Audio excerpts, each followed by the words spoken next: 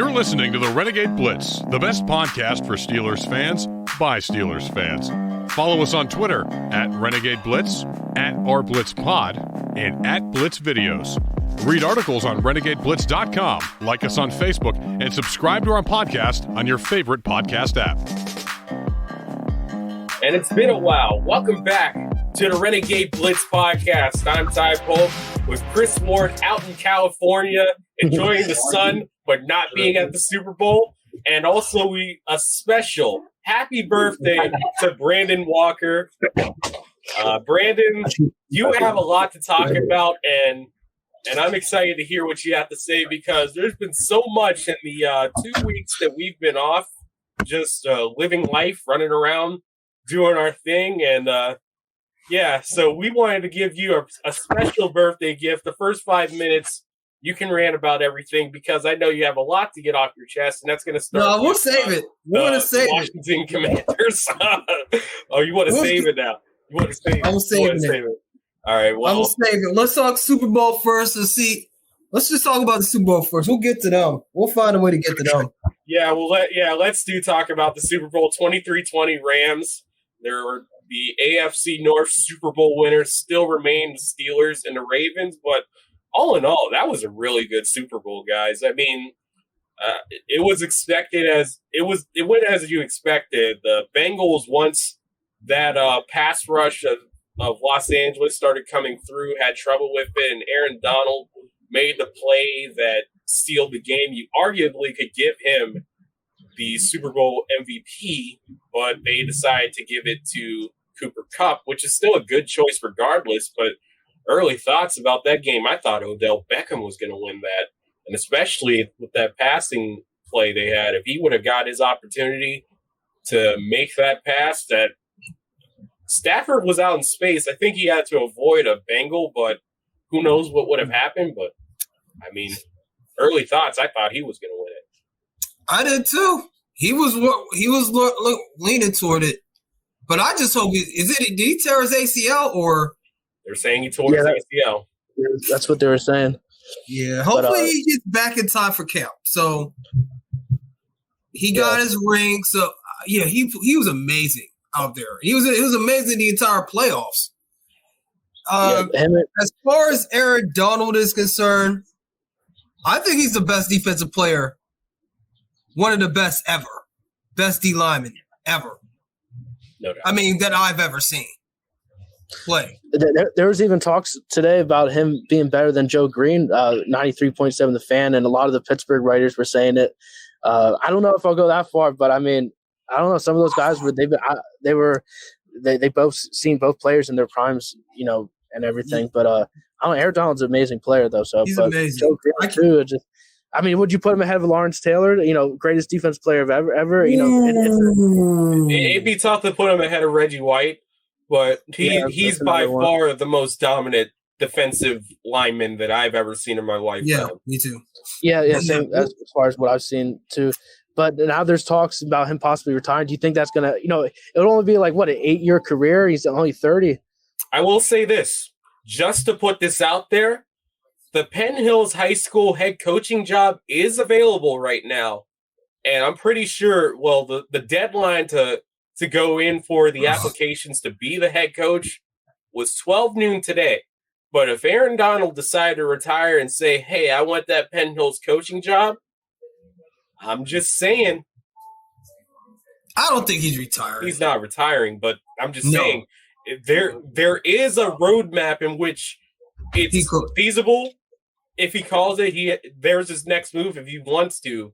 The question is, does he want to? And I wouldn't say anything like that. I think he could still capture one more defensive player of the year and take sole possession of the most ever. I think he's gonna play 5 more years. He's gonna play some more. I'm not buying that Sean McVay retirement. What he wants is more money. Let's just keep it real. Well, I'll tell you what. They said he's underpaid for a lot of coaches as far as coaches are. I'm not quite sure his salary yet right now, but he should be making about maybe 8 to 9. He's probably making about 5 or 6. Yeah, So, that could be the case. But also, like, he said he wants a different lifestyle, and he's like one of those guys, like, he's all in. And I think the stress, the Super Bowl run, I think, it's mentally, it wears out on these guys, I think that's kind of – you see him on the sidelines, he's always high-strung and everything. I think he's trying to balance that lifestyle thing, but he'd be still super young and everything. but you know what? It's probably not. It's because, especially coaching in Los Angeles, in the way that the Rams are doing it now, they're going for it every year. They're like saying, screw these first-round picks. We're going to get these people we're going to get Jalen Ramsey, going to get them. Von Miller, get them. Matthew Stafford, get them. I don't know who else they trade. It's stressful. That is a lot of pressure. Yeah. When in your year in, year out. So if he's playing in a smaller market, I would see what the stress would be as much. But expectations, you got to win in Los Angeles to get. He's not doing that in St. Louis. This is not a Super Bowl the way that the Rams got in Los Angeles. This is not what the St. Louis Rams would be doing if that stadium still went up in there. So you have to give one thing to the city and just the go for it all attitude being out in Los Angeles. Oh yeah. I mean, sometimes it's the environment that you're around that makes you want to go for it. Sometimes you could probably take a look at Pittsburgh and see tradition, steel mills, the stacks in the waterfront and all types of other stuff is one of the reasons why tradition is kind of the name of the game here. But just saying, sometimes it's the environment that you're brought up in.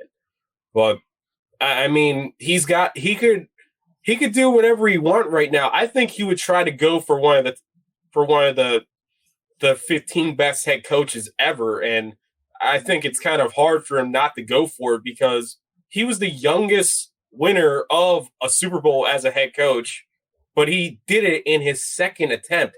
He owns that record, basically. The two youngest head coaches to make it to a Super Bowl is Sean McVay. Yeah. And that's going to be a lot for a legacy. There's a lot of people trying to put in Matthew Stafford for the Hall of Fame after this championship, and there's a lot that you can put into it. But I think the more interesting one would be Sean McVay right now, because when you think of how the league basically turned on its axle when he became the head coach of the Rams, and how everyone's out here trying to get a Sean McVay, I think if you look at that impact, you could put a case out for him right now, but I think he should continue and should definitely solidify himself as that Hall of Fame head coach that he's certainly on his way to being. I agree. I agree with everything you said. I honestly just think it's a money ploy. I think Aaron Donald probably wants more money too. I don't know what his contract situation is at this moment, but I think that contract that he signed, when did he sign his extension? Like a couple years ago. That's outmoded. He needs more money. This is all money. If they just give him a little bit of money, they'll be back. Now let's talk about one thing that's been clear in the last two Super Bowls and kind of has a Steelers tint to it, and that's in the trenches. Cincinnati, they had the skill talent to go out there and win the Super Bowl. I think their defensive line should get a lot more credit and basically just go like, hey, they ran into a buzzsaw in that Rams offensive line, though at least in the run game, they made their bones there. It wasn't as much in the pass rush. So I think that's one thing that's going to confirm it that here on out, yeah, you could still have that high-flying quarterback. You can have all the weapons in the world, but if the Steelers do not build something in the trenches in this draft and with their free agency money, I think they could end up to a fate that might be worse than the Bengals because they're just a few pieces on that offensive line and arguably another pass rusher from, switching things around and saying they're the Super Bowl champs. They were leading in the fourth quarter. Yeah. That is their line. Yeah, this is the interior of the offensive line and more so than the tap. Well, yeah, it was the right side of the line because what they just did, they just lined up everybody on the left side of the line and let Von Miller free and let the other number 50, Ernest Jones, free, and it was getting to him. And they couldn't adjust. So you can see how their game plan was. They just could not trust their offensive line once they got going. Yeah, you know who else had a pretty good game was Robinson on the other side of Donald. Oh, he had a pretty good game too. Both defensive lines played pretty. Both offensive lines struggled really in the game, and through it for a while there in the third quarter, they just kept on going back and forth. And you figured like it was 20-16, and you figured maybe the Rams have to make a defensive touchdown to win. And then Stafford had that great drive with when him and Cooper Kupp just took over. Yeah. Yeah, that was a takeover. Really, you were looking for that moment on each side. That's like, all right, the defense has staked their claim. You were looking for the team to take over offensively, and it was the Rams in that situation. And honestly, Burrow almost pulled a rabbit out of the hat on that last offensive play for the Bengals. I think a half a second, and everybody always says that. I think even a quarter second, that's a completion to the running back for a first down. And who knows what happens from there on out. There's certain plays, and it goes back to what I thought about with the Seattle game for the Steelers. That's where you have a DPOY, and Sean McVay, you've seen the mic'd up segments over the last day. And so, that's where you're going, yo, you need your big dog on defense to go and get him, and Aaron Donald got him. And that's exactly how TJ Watt could be in the future if the Steelers make it that far. And plus also Cam Hayward on Instagram says he wants to play in this game one day. And there's a roadmap for the Steelers. It's going to be, with a lot of things, a well-placed draft even this year could put them right back into the hunt. And, of course, 2 drafts later, they could potentially be right there. But the question is right now, how much are the Steelers willing to look within and go, yo, we got to fix this? So what you're trying to say is this. Do you want to go for the Bengals strategy or you want to go with the Rams strategy? The Bengals would be the more intensive strategy, but both teams, here goes the difference. The Bengals, they have the 4th most cap money or 5th, I can't remember off the top of my head, going into this offseason. They could sign their guys back. And get somebody. And the Steelers are right around in that top 10. I think they're actually number 5, if I remember correctly. I can't put it in my head right now, but they're right there in which they could be in that Cincinnati spot. I think with Los Angeles, I don't think that would ever happen with the Steelers unless they get some godfather player on either side of the ball. And it doesn't have to be a quarterback because they can get someone like Stafford if they really feel that way. But they're going to have to find that's what I mean. They need to get a Stafford type player. All of this is irrelevant the way the Steelers are being built unless you got a quarterback. All that is irrelevant. And as far as the Rams had a quarterback, depending on how you felt about Jared Goff, they just went out there and got someone. Somebody I'm talking like game. A Matthew Stafford. Jared Goff is, we talking about, he was always a franchise quarterback. He was just in the wrong place. We're talking about if you can find someone, a veteran quarterback, because and you can find him, get a godfather player. You got to get these war daddies out here. The Steelers have war daddies, but you need a quarterback. That's what they need. You can find linemen. Just got to find the right one. And going back to the Cincinnati, they could be in the position to get a 1st-round pick if they want to trade up to get Littenbaum. They can do that. But for what Cincinnati needs to do, the weakness is really at that right guard position. I have one person I suggest, and his name is Brandon Sheriff, because some idiot team does not want to re-sign him and franchise him twice already. But we're not going. Well, I'm going to rant about them later. But that would be the perfect person for that team to fix that line, and then you could get fill around the margins because they're not that. We all know they're not that far. Chris, I just want to let you know that your earbuds are kind of like having like a little bit of a scraggly sound with you talking, so you might want to go No, it kind of sounds like you're Voltron right now with your voice. It's a little bit messed up. All right, let me take that. Yeah.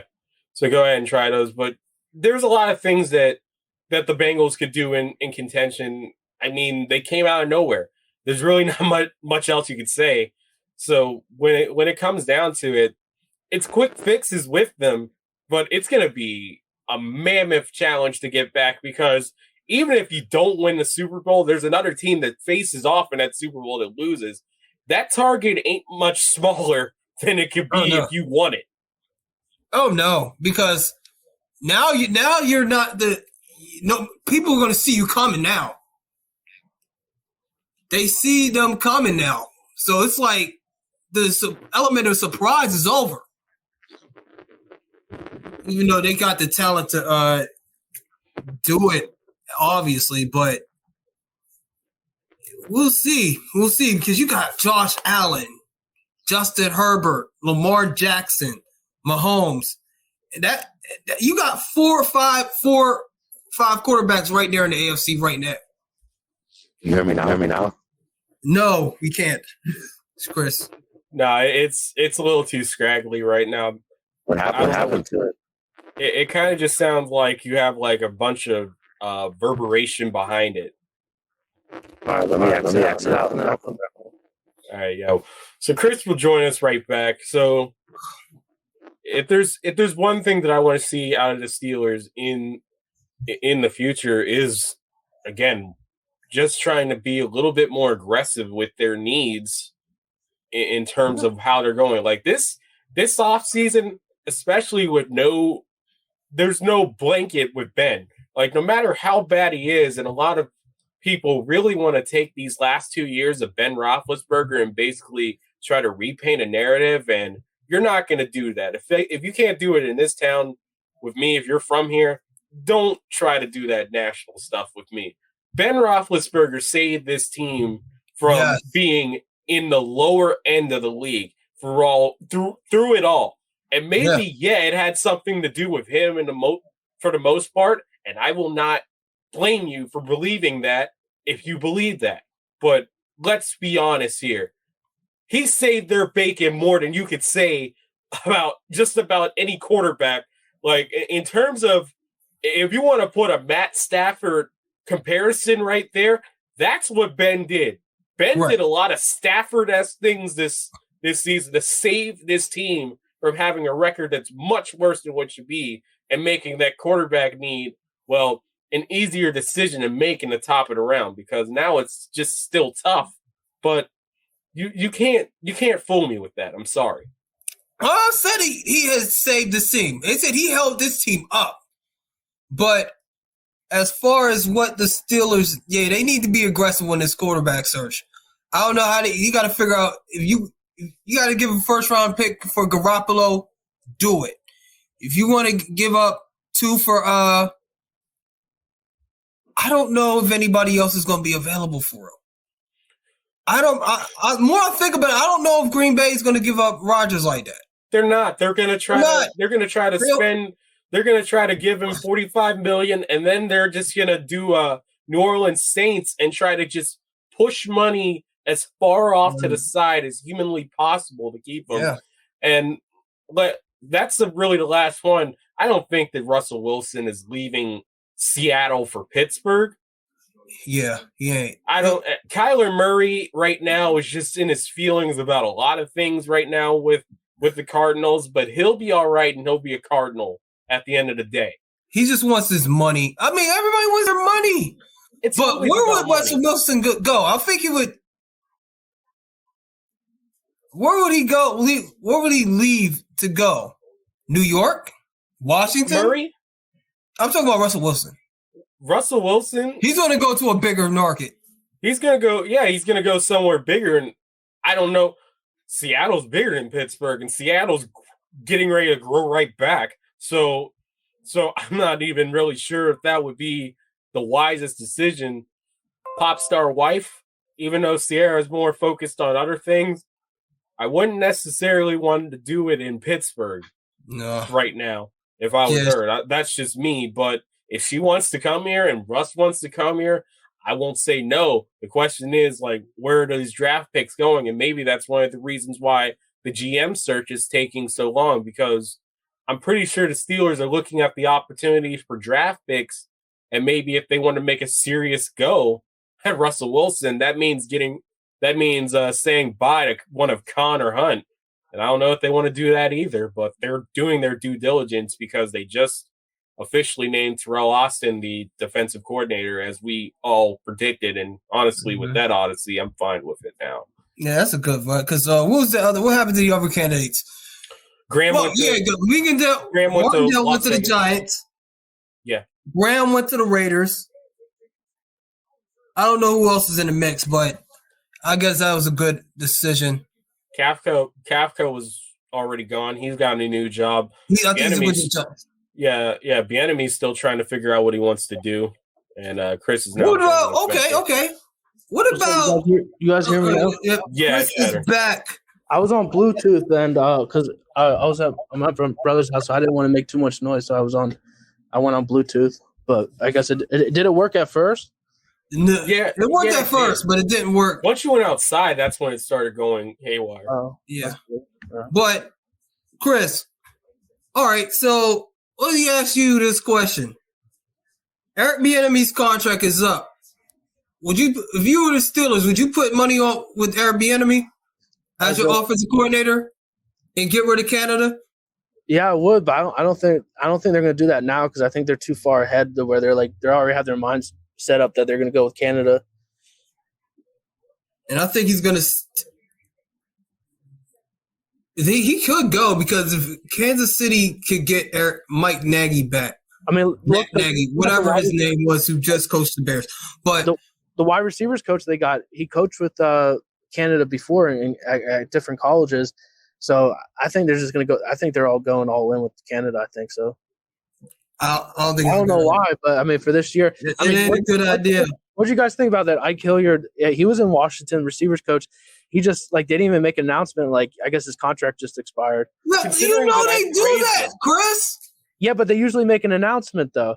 I'm shocked, considering that I praised him like a season and a half ago with Bram Weinstein on this podcast, and basically from there on out, everything went straight into the gutter, if you really think of it. So, because that's when the drop problems really started, that Washington football team game. Are you trying to get me to rant now? Are you trying to get that? Unintentionally, we'll get to that in a moment, but yes. But we'll get to that. But yes, that later, because that's a big thing that we wanted to talk about during the week, and it never went through. But I mean, I didn't know of his contract situation, but if the Steelers did the most silent firing ever, I consider it almost a Sopranos-like move by this team that you don't really see often. So, it wasn't a fire, and his contract conveniently expired. Yeah, but they usually make a statement, at least on the website, so that's why it was unusual. And that's fire him. They didn't renew his contract, and they are. The problem was not with him. I think he did a decent job. It's these wide receivers. You got to execute. And yeah, I mean, I guess Tomlin putting the blame on him for not. There was, especially down the stretch, there was a lot of focus issues and not as maturity issues with Claypool, which I don't know how much coaching so much. I think that's just his personality, especially after that impressive rookie season he had. I think hopefully he got humbled for it, but there's even talking to him possibly on the trade block. Jeremy Fowler think that, the Steelers, if teams are interested in him, they might listen and possibly might deal him, maybe second round pick. I don't know. Maybe. I think he might be worth a third, maybe. But he's great at drafting receivers. Do you think that's a product that Ben makes them look good, though? Yeah. Have everybody thought about that? It's a Hall of Fame quarterback, of course, and I think. I'm talking what if Juju did leave? What if James Washington does leave, which he's probably is going to do? I wonder how they're going to be in another place. Here's the one. Unless they got another quarterback of. As planes fly over in California, as we talked about Juju Smith-Schuster. I'll put it to you like this: the Penguins, to do a cross-sport analysis, the Penguins really had some issues with their goaltender coach, Jules Malach. And they hired a full-time guy in Scott Bales because at the time, under Malach, Marc-Andre Fleury wasn't a goaltender that would be serviceable for, let alone trying to make it on a Stanley Cup run, even get out of the first or second round. And they got a new goaltender coach in Scott Bales. They switched up a lot of the things that they do defensively. And Fleury seemed like he got his groove back, or at least was reminiscent of the player that the Penguins had when they won the Stanley Cup. The same thing happened with Matt Murray. They lost Bales and they got a new guy. And Murray, because of a lot of other things in addition to this new goaltender coach, it wasn't working out. And it didn't work with Jari, all that stuff. Sometimes you have to look at it and go, where did the coaching go wrong? Because when you think about it, Juju Smith-Schuster under James Drake, he looked like a guy that could potentially be a legitimate number one day. And then after Drake's death, there was no real wide receiver coach, and everything has just gone by the wayside with him. Sometimes it's new ideas, new coaching, new system, new players against him, where suddenly a guy gets right back to what we thought he was going to do. That's the one thing I want to say about Canada and also the new wide receivers coach, and largely a lot of things that could change with this team. It's new guys in there, new ideas. And maybe you don't have that Hall of Fame quarterback to get in the way with these ideas. That could help too. But yeah, I don't know where it went wrong, but I think it's like they need psychiatrists. Some of these players, they need sports psychologists. That's what I meant. I agree. That's one thing. It's like it's crazy. The mountaintop for this team.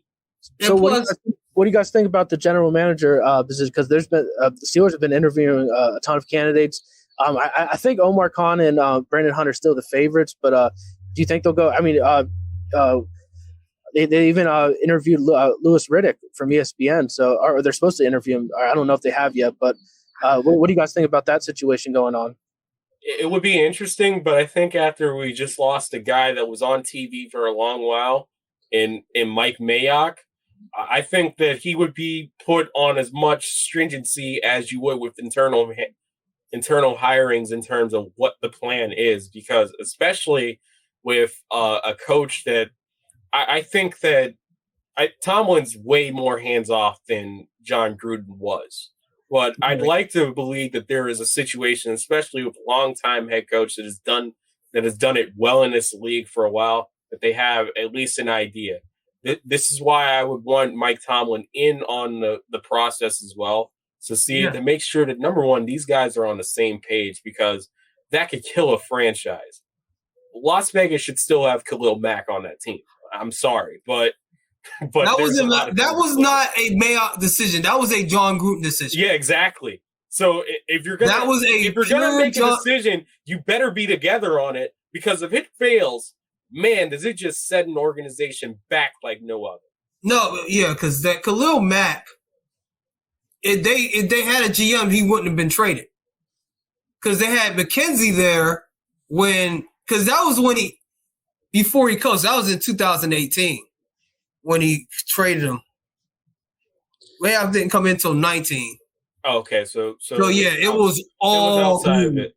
Well, it was all Gruden. You better have have a good plan then, regardless. Amari Cooper, that was all Gruden.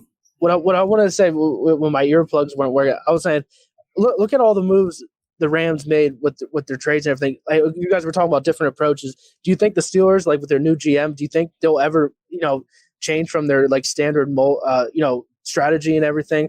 They should. They pretty much got out of it with the late stage of Ben's career, and as much as I want to say, like, tradition rules all, especially in this town. Sometimes you just have to say, "Yo, we gotta get back to being us, no matter what it is." Yeah, I mean, I know they made the trade for Minka Fitzpatrick, and they made it gave up a first round pick, but I'm talking about like basically what the Rams did, where they gave up like multiple like first round picks for star, like they were star all across the board really on their team. You do that when you have a quarterback coming in that can do stuff. Yeah, you gotta settle your quarterback position first. Yeah. Then you do that.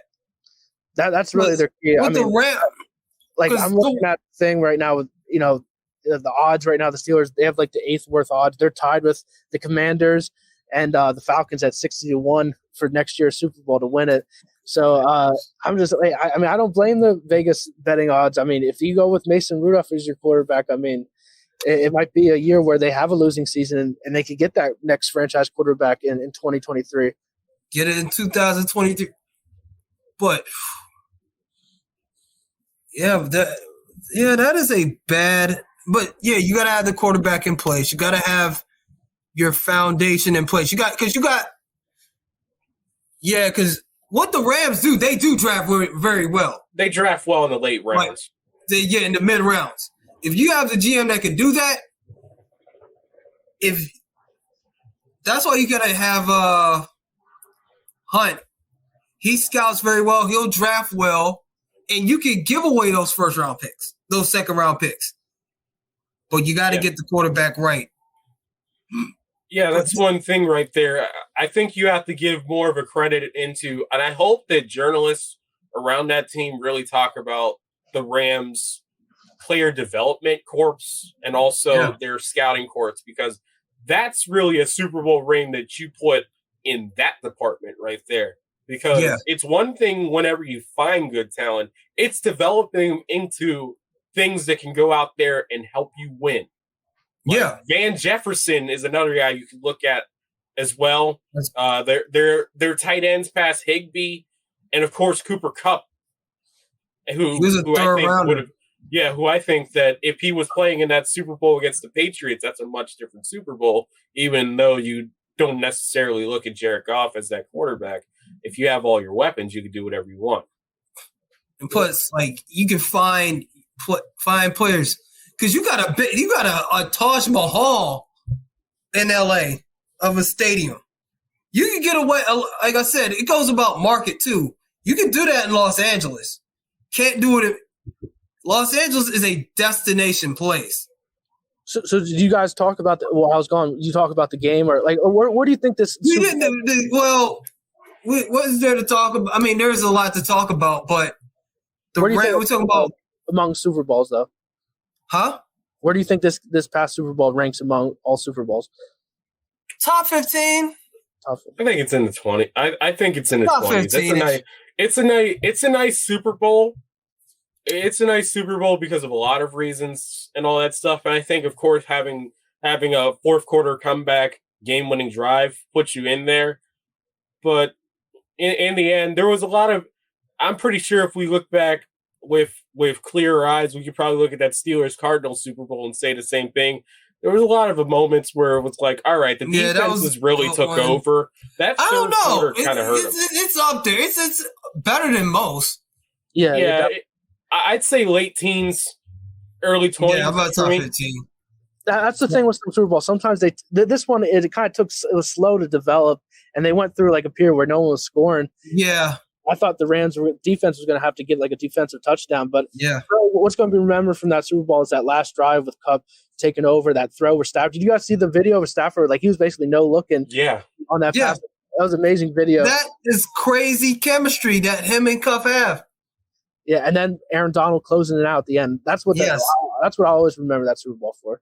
Oh yeah, that's arm talent right there, and it's not just a Mahomes new generation quarterback thing. Stafford's always had that arm talent. I mean, after all, everybody they love to jam it into our heads that his teammate was Clayton Kershaw. So within good reason, he can go out there and sling it just like everyone else. Oh yeah.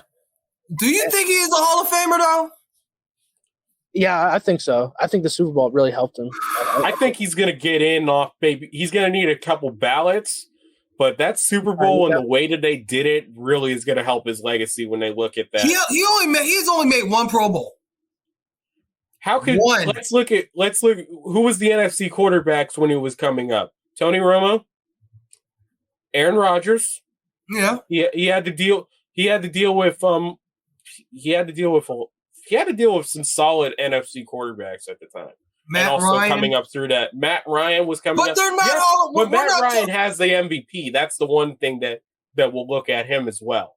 But isn't he set up if he keeps on continuing to play and everything? He's going to be like top 5 in passing yards. I think I saw. Yeah, he's like at 50,000 almost right now. Yeah, everybody looks at Ben Roethlisberger, and it's just like, here's a reminder: for the lion's share of his career and even his best season, he was behind Peyton Manning and Tom Brady. But he has how many Pro Bowls? 6? Yeah. He has one Pro Bowl, no All-Pro honors. When you're up in that desolate desert of ice called Detroit, it's hard to get a I know. What happens if he wins another Super Bowl? Huh?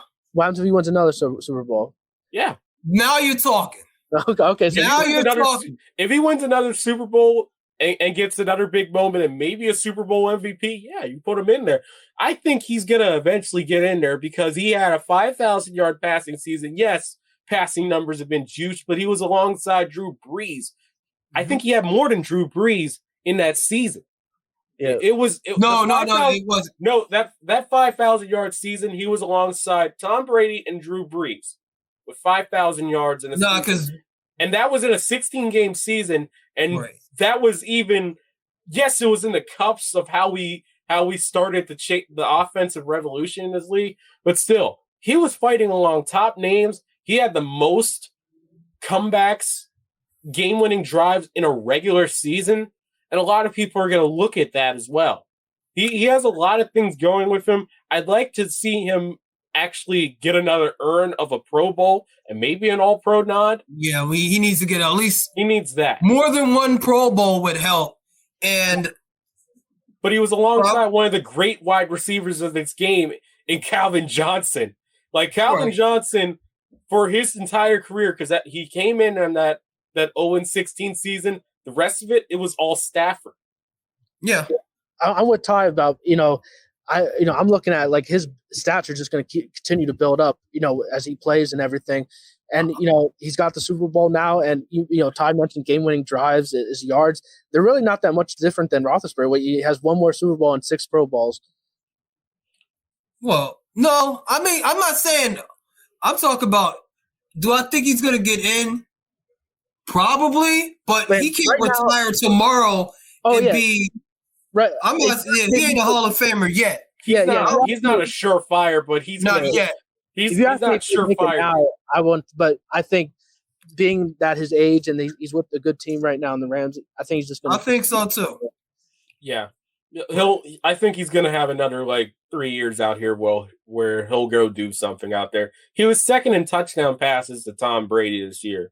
He was just out there balling. What about Cubs' playoff performance? Was that the best ever, you think? Huh? Yeah. For sure. Best I've seen overall. Best I've ever. I don't know about any other ones they want to talk. The Prince one was pretty daggone good too, though. I loved it because I never thought the NFL would actually go into hip hop. I think Jay-Z only got in bed with him to see if he can get a Super Bowl halftime show because Beyonce got 2 in about 3 years. You thought I mentioned the halftime show? I was talking about Cubs' playoff performance for a receiver, his stats. Oh, yeah. Sorry. Yeah. Sorry. But, same thing. We was going to talk about that anyway, but he has the most. Yeah, that's one of the best performances by a wide receiver. 08, Larry Fitzgerald, that was pretty good too. Yeah, I think Jerry Rice in 88.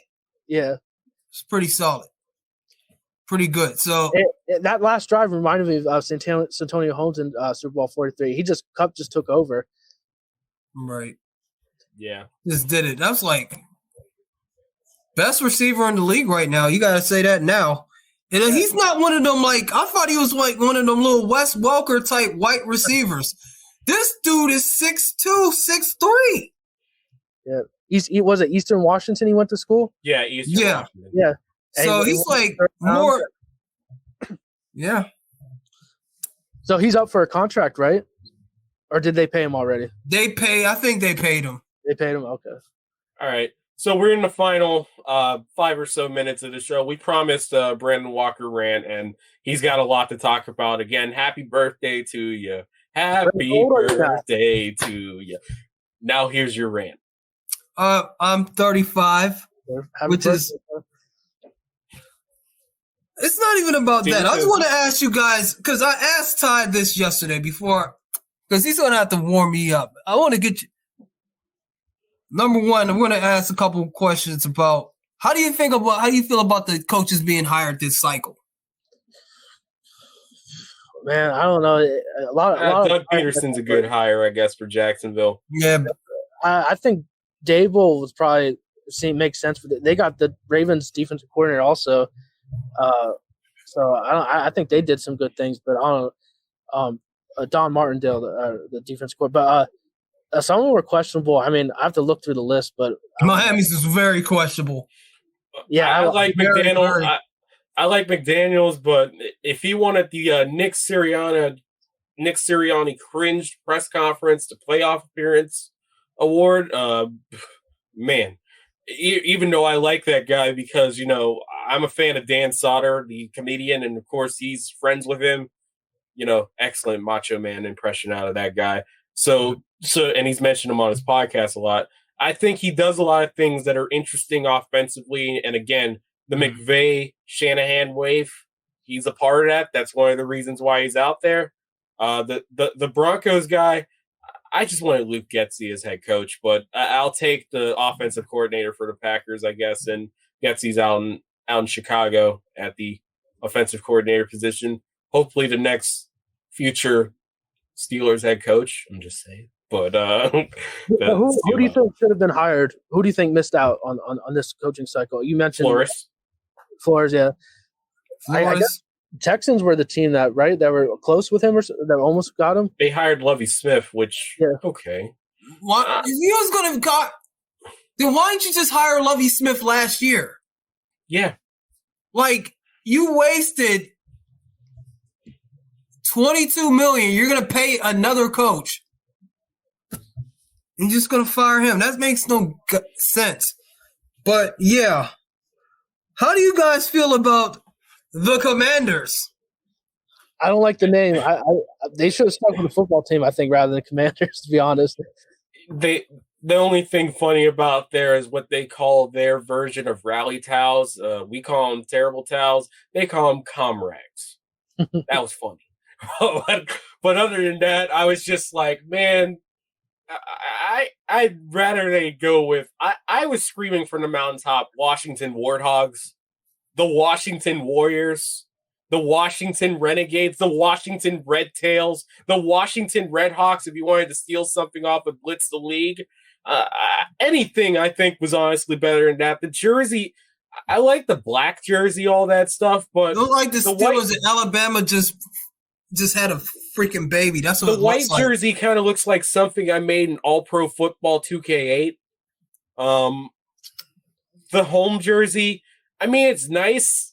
The Commanders on there. I think they could have went for more A-team aesthetic, and I seen one concept with the Warthogs that would have dealt with it beautifully. Why don't you do that? That would honor their tradition. What's a commander, Brandon? The president, basically. The commander-in-chief, the president. Oh, okay. All right, now, who gives a shit about their goddamn name? We don't care as Washingtonians what their name. We do care, but we don't. What we care about is Daniel Snyder. The same idiot runs this goddamn franchise. When is the NFL going to step in? And it looks like they're going to. Ty doesn't think so. Blitz podcast, everybody. This is we're going left here. We'll talk. We got all goddamn offseason to talk about this, the Pittsburgh Steelers. But right now, I'm ranting about my hometown, my region. who's sick. We're hungry. We're dirty. We're grasping for air. People in DC want a stadium that they can be proud of. Could we get that? Could we get FedEx Field was we were once proud of. Okay, it's been about 30 years since over 30 years. We've been struggling. Hold up, Ty. It's one thing to be losing, but but to lose embarrass the region. I grew up 10 minutes outside of the stadium. And you can hear, and most times you can hear they're like riots almost. This guy needs to be gone. Gone. I agree. I want Daniel Snyder gone, and I said it in the group chat. I just don't think the NFL owners have the spine to do it. They're going to have to. I don't think they have the balls. I'm not even going to sugarcoat it anymore. They got to. I think they don't care. I think they don't care. I think enough of them don't care. I think Dan Rooney cares. I think the Rooney family cares. I think Jerry Jones. He's the ringleader. I don't think he cares because he knows this. As long as the Commanders are a laughingstock, it makes them look good. Yeah, it makes them look good. I think Jeffrey Lurie cares a little bit, but again, it's just looking at it. Sometimes it's better to just say you're doing great, pal, and laugh at them behind their backs. No, they can't. They've been doing it, and now it's not working. Now, once you make the Shield look bad. With what they're doing, it's one thing to lose. I want to give credits. I give credits to every single one of those sexual assault allegations. I want Daniel Snyder gone more than yes. The next now guy. They want. Yeah. Now it's now I was talking about Florio. I'm like, trust me. I think there's some meat beyond this because you can't. Stephen Ross might be gone if they find out that he paid money to. These owners are not looking good right now. I think any owner of anything in South Florida looks really bad unless you're Mickey Harrison of the Miami. Yeah, I know. I'm just saying they've already had enough issues with the Miami Marlins. You could put a lot of. I guess the Florida Panthers are kind of fine, but with everything going on with Chicago, they should have got rid of the Blackhawks GM a long time ago. But now, like I'm saying, you can't make this happened during Super Bowl week. You know how this is. We've been at this a while. They don't want the Shield looking bad during Super Bowl week. That's like a cardinal sin. And Roger Goodell's talking about this at his State of the League address. They're multi-billionaires, so they're used to getting away with a lot of stuff. So, I wouldn't be surprised if what Flora said about Ross is true. I really wouldn't be. Yeah, that too. I'm talking about Ross. Well, I know, you know how I feel about Daniel. Like he's a he's not a good person. Obviously, there's a lot of people. They're not gonna. I think it's gonna happen. I don't like the McNairs in Houston. They effectively let a Christian youth counselor take over their entire team's organization runnings. I don't like Ross because of this stuff, of course, and I don't like Snyder because of all of his garbage. Yeah. I mean, there's a lot of things I don't like. I don't like Kroenke because of all of his stuff, but he won a Super Bowl, and that big old stadium is basically off of him. And I don't like Spanos out in Los Angeles and all that stuff. Yeah. But Spanos and Kroenke, I could look at and say, as far as I know, someone knows more. I'd say the worst thing I know about them is that they took two institutions of football in their cities in St. Louis that has a championship ring for the Rams out there, and also the San Diego Chargers and how much San Diego meant and how much San Diego would be a better fit for them because nobody likes being the second place team in Los Angeles. And I think Kroenke, it would be a lot different for the Rams if it were the Raiders instead of the Chargers in Los Angeles. I'm just saying. But Yeah. Because Kroenke owns that stadium. He getting money off the Chargers, too.